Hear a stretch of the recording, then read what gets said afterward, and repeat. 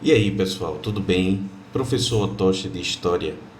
Gente, na aula de hoje a gente vai ver a Primeira Guerra Mundial, tá? Um dos conteúdos aí mais excitantes da nossa história e que também é muito cobrado nos principais vestibulares. Então, vem com o titio.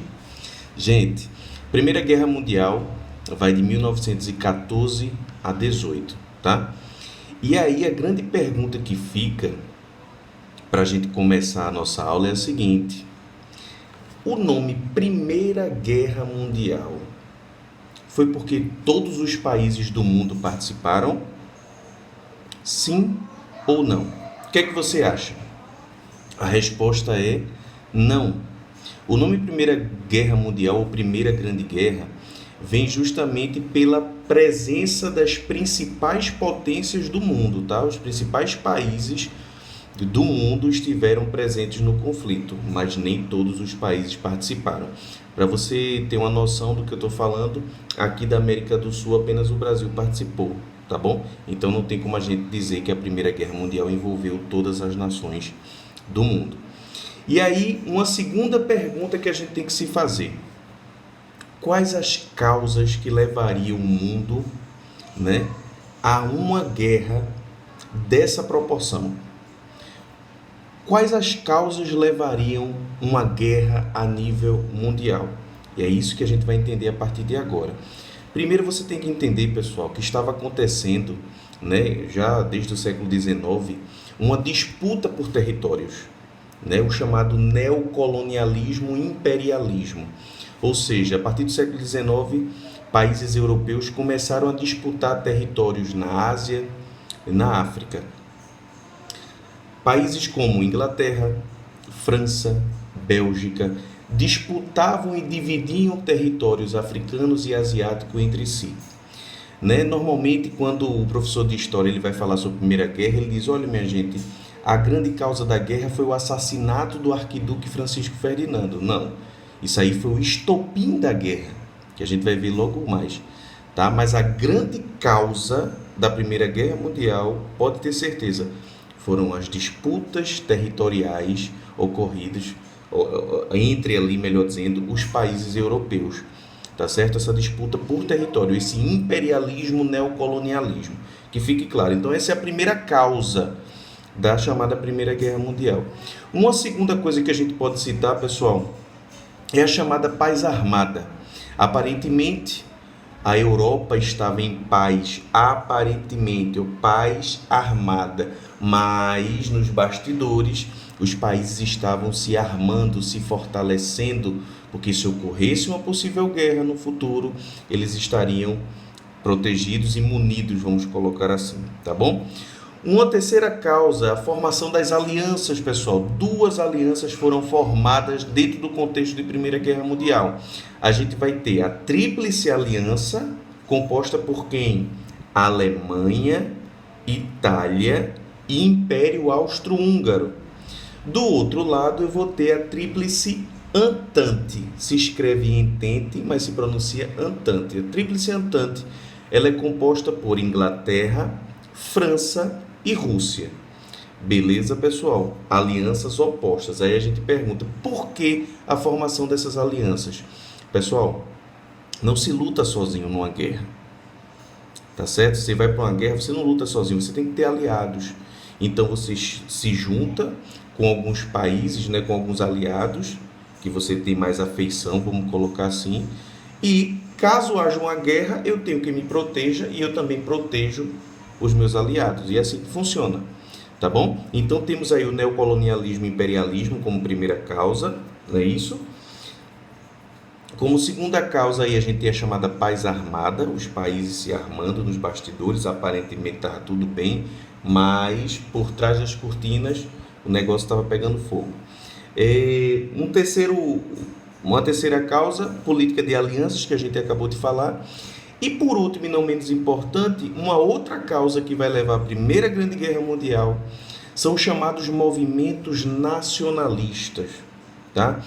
Movimentos como pan-eslavismo, pan-germanismo e o chamado revanchismo francês. Vamos começar pelo revanchismo francês. O próprio nome já te dar alguma ideia do que eu vou falar. Revanchismo vem de revanche, tá? Em 1870 aconteceu uma guerra, pessoal, envolvendo a Alemanha e a França, tá bom? E nessa guerra, quem saiu vitoriosa foi a Alemanha, tá?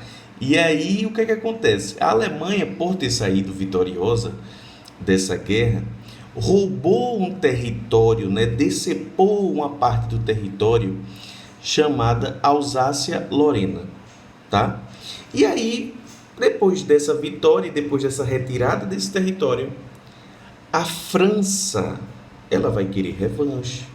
Ela vai nutrir aquele sentimento de revanchismo. Ah, eu quero uma luta de novo com a Alemanha e eu quero recuperar Alsácia-Lorena. Eu quero revanche.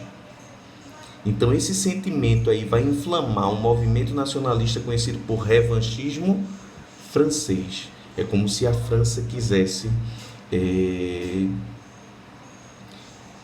tentar recuperar esse território e quisesse dar o troco. Guarda essa informação, porque no final da guerra, pessoal, vocês vão ver que a França vai conseguir se vingar. E a vingança da França, o troco da França, vai ser muito pesado para a Alemanha. Tá certo? Então esse é o primeiro movimento nacionalista, o chamado revanchismo francês. Logo em seguida, pessoal, a gente vai ter o pan-germanismo e o pan-eslavismo. O pan-germanismo é um movimento que é liderado pela Alemanha e que tinha como objetivo unificar povos de origem germânica, ou seja, povos com matriz cultural semelhante. Então eu vou pegar todos os povos que falam, por exemplo, o alemão, tá? Vou pegar e vou tentar reunir essa galera sob a minha liderança. Isso é o pan-germanismo. Já o pan-eslavismo é a união dos povos eslavos, de origem eslava, sob a liderança de quem? Da Rússia. Temos aí o barril de pólvora, o cenário montado para uma guerra. E o grande estopim da guerra vai ser a gota d'água para a eclosão da Primeira Grande Guerra Mundial. Vai ser o assassinato do arquiduque Francisco Ferdinando em Sarajevo, capital da Bósnia. Esse Francisco Ferdinando, ele era o príncipe herdeiro da Áustria-Hungria, tá bom? Depois olha aí, e aí você vai perceber onde é que está a Áustria-Hungria. A Otoshi está na Aliadas, né? Na Tríplice Aliança, melhor dizendo, está na Tríplice Aliança, isso. Quem vai matar ele? Vai ser um jovem sérvio. A Sérvia, pessoal, estava do outro lado, ou seja, na Entente, era protegida da Rússia. Então o jovem sérvio vai assassinar o arquiduque Francisco Ferdinando. E aí, o que a Áustria-Hungria vai fazer? Olha, Sérvia, você vai ter que responder por esse assassinato aqui. Por que esse jovem matou o príncipe herdeiro do nosso país? Tudo bem que esse jovem, pessoal, ele era ligado a um grupo terrorista, a uma unidade terrorista chamada Mão Negra, tá?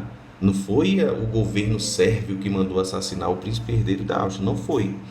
Mas a Áustria-Hungria queria resposta. Olha, Sérvia, investigue isso aí. Por que esse jovem assassinou o nosso príncipe herdeiro? Como a Sérvia, né, não deu muita bola para isso e foi enrolando, então a Áustria-Hungria disse, bom, então não dá mais para realmente segurar isso aí. Já que vocês não resolvem, eu declaro guerra à Sérvia. A Sérvia era protegida da Rússia. A Rússia disse, opa, mexeu com a Sérvia, mexeu comigo. Eu declaro guerra à Áustria-Hungria. E a Áustria-Hungria estava no lado de quem? Da Alemanha. A Alemanha, opa, entra na guerra. Então, se você observar, os países vão entrando na guerra aos poucos. E aí, a partir de 1914, julho de 1914, vai ser iniciada a Primeira Grande Guerra Mundial. Essa guerra, minha gente, ela é dividida em 3 fases, tá, pessoal? Primeira fase é chamada Guerra de Movimento. Otoshi, por que o nome Guerra de Movimento? Simples, pela intensa movimentação das tropas. A segunda, essa primeira fase, ela é marcada pelo quê? Ela é marcada pela ofensiva alemã. A Alemanha entrou na guerra com tudo, pessoal, conquistando tudo que era território, tá certo? Com um exército muito forte, um exército muito hábil. Então essa primeira fase é a fase da movimentação. conquista de territórios, tá? Ofensiva alemã. Na segunda fase da guerra, a gente tem a chamada Guerra de Trincheiras. E essa parte da guerra é aquela parte da guerra que ela é pesada, né? A Guerra de Trincheiras, ela representou tudo de pior nesse conflito. Trincheiras, vocês devem saber, são aqueles buracos escavados na terra, né? À frente você coloca os arames farpados e tal. E aí ficava uma trincheira aqui com o exército, por exemplo, da Tríplice Aliança, e logo mais na frente eu tinha uma outra trincheira do exército inimigo. E aí o que é que acontece? Enquanto a primeira fase da guerra foi uma guerra de movimentação, a segunda fase da guerra foi uma guerra parada. Nessa segunda etapa da Primeira Guerra Mundial, você vai ter uma defesa daquilo que foi conquistado na primeira fase. Então, na primeira fase, a gente se movimentou, conquistou territórios. Nessa segunda fase, a gente vai proteger aquilo que a gente conquistou. É uma guerra mais parada. No entanto, pessoal, é uma guerra mais intensa. Tá certo? Então, armamentos vão ser utilizados pela primeira vez, como lança-chamas, armas químicas, submarinos, tanques, armas essas que nunca tinham sido utilizadas em nenhuma outra guerra ou em nenhum outro conflito. São os usos de novas tecnologias, vão ser estreados aí, na Primeira Guerra Mundial. Na trincheira, pessoal, se fazia de tudo. Você dormia na trincheira, você cortava o cabelo na trincheira, você se alimentava na trincheira, você fazia suas necessidades fisiológicas na trincheira. Tudo era ali dentro. A trincheira passou a ser o dia a dia dos soldados, tanto de um lado quanto de outro. E aí você pode questionar assim, Otoshi, quer dizer que não era fácil encarar essa segunda fase. Minha gente, tem uma carta de um soldado dizendo basicamente assim, né? Com outras palavras, mas basicamente a ideia era essa, dizendo assim, isso aqui é o verdadeiro inferno, não tem água, não temos mais alimentos e estamos passando por dificuldades e tal, assim, bate o arrependimento, né? Nos soldados. E tipo, tem um detalhe, viu, pessoal? Quando aconteceu a Primeira Guerra Mundial, logo no início, os soldados, os pelotões, foram para a guerra fazendo festa, cantando, desfilando, então acreditando que a guerra não passaria de um ano. Vai ser uma guerra rápida, 3 meses, 6 meses no máximo, e olhe lá se durar. Mas a realidade foi totalmente diferente. E aí nessa segunda fase, que foi a fase mais intensa, mais pesada da guerra, foi que a fichinha começou a cair. Caramba, essa guerra não foi rápida, está sendo muito degradante, está sendo muito custosa. Quando eu falo custosa, não é só em termos financeiros não, tá, pessoal? Estou falando também em termos de homens, né? Perda de homens. Toda guerra envolve perdas, e perdas humanas são as piores. E aí, nessa segunda fase, eu quero destacar 3 fatos, tá? 3 fatos que vão mudar completamente a guerra. Quais são esses 3 fatos? Primeiro, em 1915, pessoal, a Itália muda de lado. Em 1915, a Itália sai da Tríplice Aliança e muda para o lado da Entente. Você deve questionar, por que a Itália mudou de lado? Simples, pessoal, porque a Inglaterra prometeu à Itália territórios. E aí a Itália, né, disse, não, vamos embora. Olho grande, disse, não, eu vou trocar de lado porque eu vou ganhar territórios. Final foi que acabou a Primeira Guerra Mundial, né? A Itália estava, por sorte, no lado vencedor, que estava do lado da Entente. No entanto, não recebeu esses territórios, viu, pessoal? Não recebeu. A Itália se quebrou. Mas, vamos voltar para cá. 1915, a Itália muda de lado. Esse é o primeiro fato que vai mudar a guerra. Segundo fato, a entrada dos Estados Unidos. Eita mesmo, Otto, você não falou dos Estados Unidos até agora. Os Estados Unidos estavam de boa na lagoa. Não é verdade? Mas os Estados Unidos estavam nos bastidores patrocinando a Entente, patrocinando a Inglaterra, a França, tal. Estava ali, financiando. Só que ele estava vendo que a Entente estava levando um cacete, uma surra, mas muito bem dada, da Alemanha e da Tríplice Aliança. Oxe, Otoshi, era mesmo, a Alemanha estava virada no modo que estava vencendo a guerra, minha gente. E aí os Estados Unidos olharam assim, peraí, menino, eu estou investindo dinheiro, estou emprestando dinheiro à Tríplice Entente, mas eles estão perdendo a guerra, e se eles perderem, eles não vão me pagar, não vão pagar esses empréstimos. Então preciso de um motivo para entrar na guerra. Precisaram. Mas a Alemanha deu esse motivo. A Alemanha torpedeou, bombardeou, afundou navios americanos. Aí, minha gente, Estados Unidos, opa, era isso que eu precisava, só um motivo para entrar na guerra. Disse, olha, afundaram meu navio, vou ter que entrar na guerra. E os americanos entraram com tudo, pessoal. Veja, a guerra começou em 14, veja comigo, 14, 15, 16, 17, 17 foi que os Estados Unidos entraram no conflito. Exército novinho, uniforme novinho, armamento novo, tudo de primeira qualidade. Destruíram. A entrada dos Estados Unidos mudou totalmente o rumo da guerra.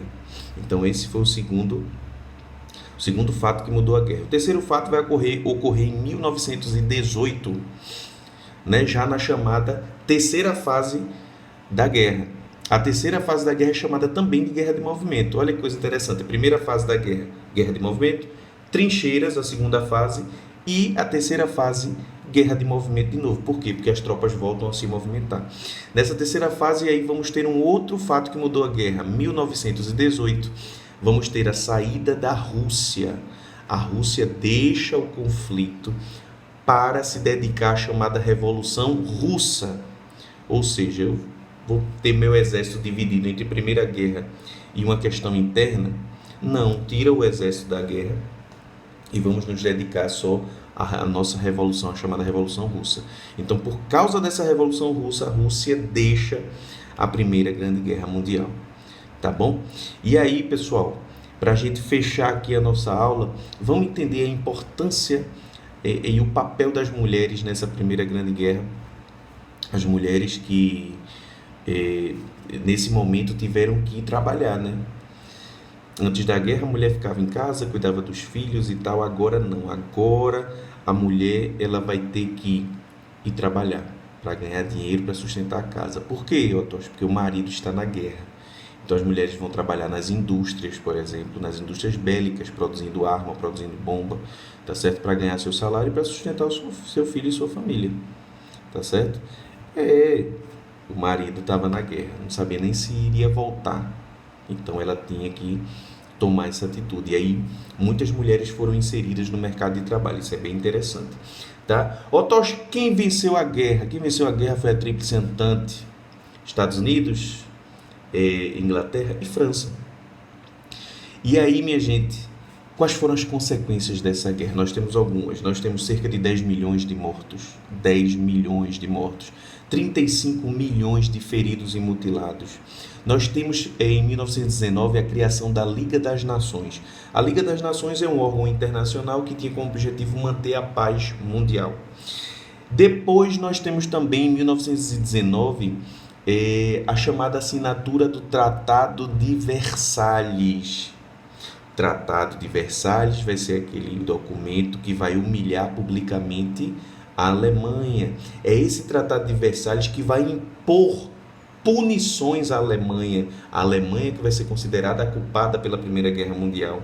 Otócio, punições como o quê? Exemplo, o Tratado de Versalhes determinava que o exército alemão teria que ser reduzido a 100 mil homens.